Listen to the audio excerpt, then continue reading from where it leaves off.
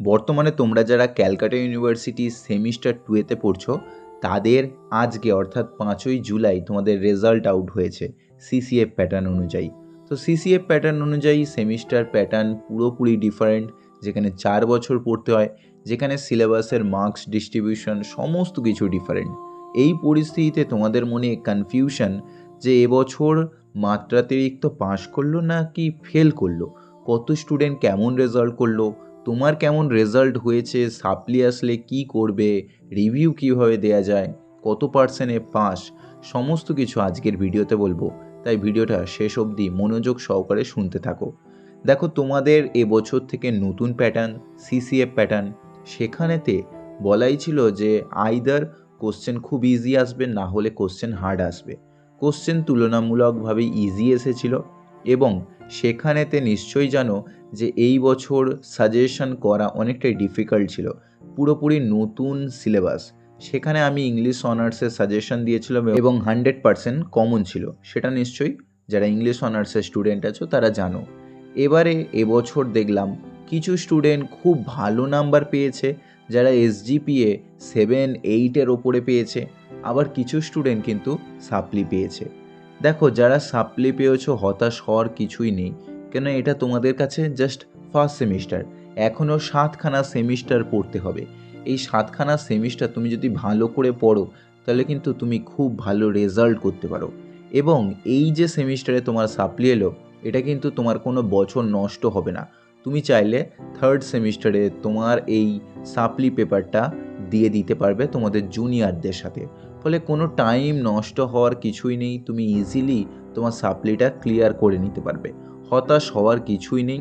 প্রথমবার নতুন সিলেবাস, নতুন প্যাটার্ন, প্রথমবার কলেজে উঠেছো, পরীক্ষা দিয়েছো, সেক্ষেত্রে ভুল হয়ে যেতেই পারে, বাট সেটাকে কিন্তু তোমায় ক্লিয়ার করতে হবে, তোমায় দায়িত্ব সহকারে পড়তে হবে। তোমরা যারা ক্যালকাটা ইউনিভার্সিটি ইংলিশ অনার্সের স্টুডেন্ট আছো, আমার কাছে যদি পড়তে চাও, নিচে হোয়াটসঅ্যাপ নাম্বার দেওয়া আছে, যোগাযোগ করতে পারো। আমি ইংলিশ অনার্স পড়িয়ে থাকি, আমি আমার ব্যাচের কয়েকজন স্টুডেন্টের রেজাল্ট শো করছি এবং তার সাথে তাদের রিভিউ দিচ্ছি। দেখো, এখানে আমি কয়েকজনের রেজাল্ট দেখাচ্ছি। এখানে অনেকেই 7-এর ওপরে পেয়েছে, 7 সামথিং কিংবা 6 সামথিং পেয়েছে।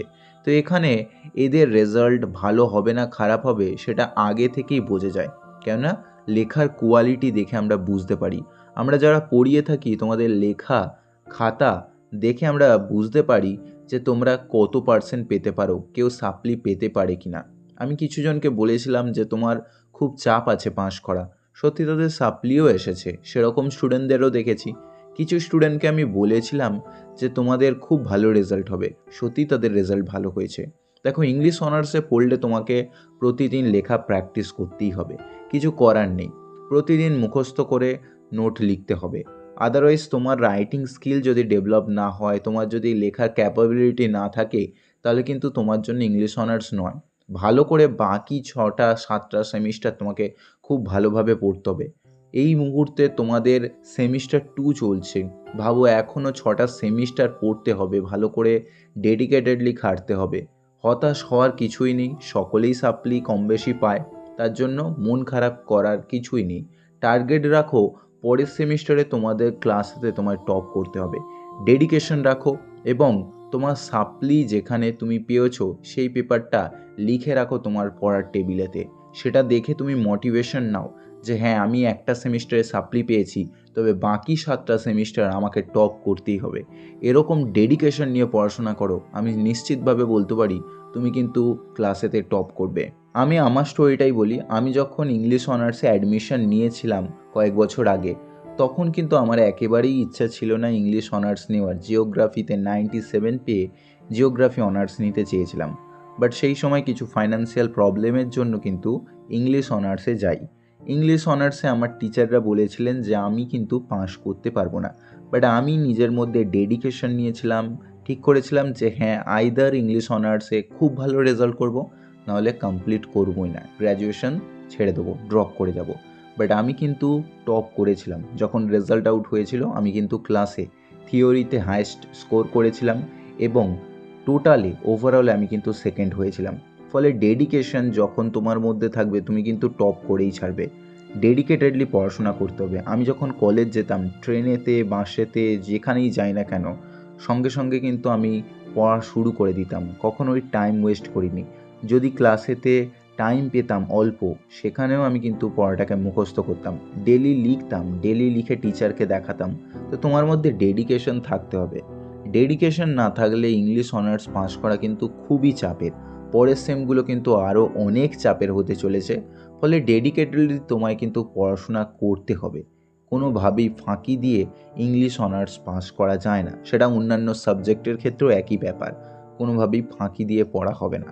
এবারে বলি সাপ্লি আসলে কি করবে, কোথায় রিভিউ করতে দেবে। দেখো, সাপ্লি আসলে তোমাদের কলেজের অফিস যেখানে আছে সেখানে, যেখানে কাউন্টার আছে সেই কাউন্টারেতে যাবে, সেখানেতে গিয়ে তোমাদের অফিসেতে কথা বলবে। সাপ্লি পোর্টাল চালু হয়ে যাবে কিছুদিন পরে রিভিউ করতে দেওয়ার। যাদের মনে করছে যে হ্যাঁ আমি পাস করে যেতে পারি, 2-4 নাম্বারের জন্য আমার সাপ্লি এসেছে, তাহলে তারা নির্দ্বিধায় সাপ্লির জন্য রিভিউ করতে পারো। এই ক্ষেত্রে বলে রাখি, সাপ্লির রিভিউতে নাম্বার যে 100% বাড়বেই এরকম কোনো ব্যাপার নেই। সেখানে ওই টিচাররাই খাতা দেখেন, ফলে নাম্বার যে বিশাল বেড়ে গিয়ে তুমি পাস করে যাবে এরকম আশা না রাখাটাই বেটার। বরং থার্ড সেমিস্টারে তুমি যদি ওই পেপারটা ডেডিকেটেডলি পড়ো, ওর থেকে অনেক ভালো হয়তো রেজাল্ট করতে পারবে। ফলে ভাবনা চিন্তা করে সাপ্লিতে রিভিউ দিও। অবশ্যই সেটা যদি তোমার বেড়ে থাকে তাহলে অতি অবশ্যই দাও। আর যদি মনে হয় না বাড়বে না, তাহলে বলবো অযথা সাপ্লির জন্য রিভিউ দিয়ে টাকা নষ্ট করার কোনো প্রয়োজন নেই। এবারে বলি সমস্ত স্টুডেন্টের ওভারঅল রেজাল্ট কেমন হলো। দেখো, তোমাদের পারফরমেন্স যেরকম ডিপেন্ড করে থাকে তোমার রেজাল্ট ভালো করার জন্য, ঠিক একইভাবে কোন টিচারের কাছে খাতা পড়ছে তার ওপরও ডিপেন্ড করে।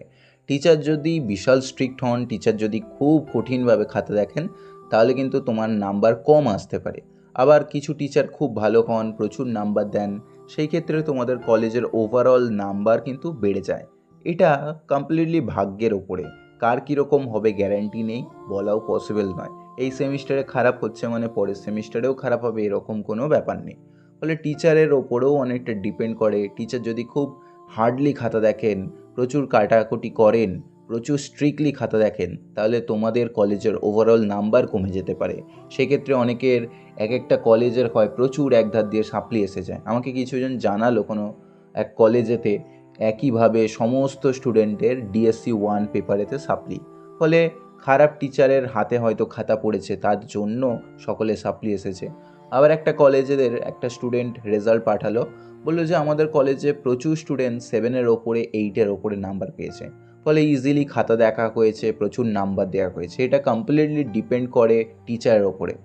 এবারে তুমি এটা নির্ধারণ করতে পারবে না, তোমার ভাগ্যকে তুমি পাল্টাতে পারবে না। ফলে চান্স অ্যান্ড কোইন্সিডেন্সের হাতেই ছেড়ে দিতে হয় কি হবে কি হবে না। তুমি যতটা পারবে ততটা করো। কিছু কলেজে প্রচুর একধার দিয়ে সাপ্লি এসেছে, কিছু জনের অ্যাভারেজ নাম্বার দিয়েছে, আবার কিছু জনের প্রচুর নাম্বার দিয়েছে। ফলে অ্যাভারেজ যদি নাম্বার বলো তাহলে সেটা 6.5-এর মতোই হচ্ছে অ্যাভারেজ নাম্বার। যারা 6.5-এর ওপরে পেয়েছো খুব ভালো, এবং আরও ভালো করার চেষ্টা করো।